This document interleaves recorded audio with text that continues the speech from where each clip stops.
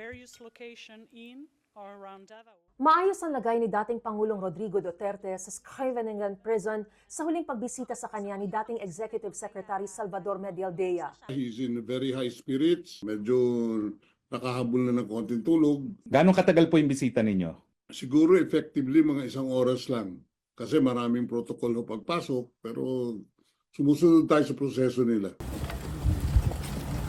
Pero sa panibagong pagbisita niya, tila si Medialdea ang sumama ang pakiramdam at inilabas sa detention facility na naka-stretcher.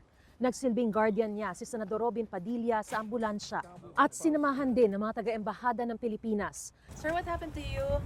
Nang tanungin ko kung ano ang nangyari, tikom ang bibig ng mga naroon. Bago nito, kahapon ay kinumpirma ni Medialdea na ang British-Israeli lawyer na si Nicholas Kaufman ang itinalagang counsel sa ICC sa pinirmahang nomination ni Duterte. Taliwas naman sa mga naunang pahayag, nilinaw ni Attorney Harry Roque na hindi magiging bahagi ng defense team ni Duterte si Vice President Sara Duterte, na dadalaw lamang sa ama bilang next of kin o immediate family. Dahil sa saligang batas natin ay mayroong pagbabawal sa pag-practice ng propesyon.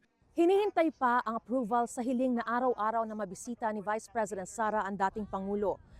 Maging si Senador Robin Padilla, nag-apply din umanong mapahintulutang mabisita ang dating Pangulo para hingan ito ng abiso kung anong gagawin ng partido PDP laban sa kampanya.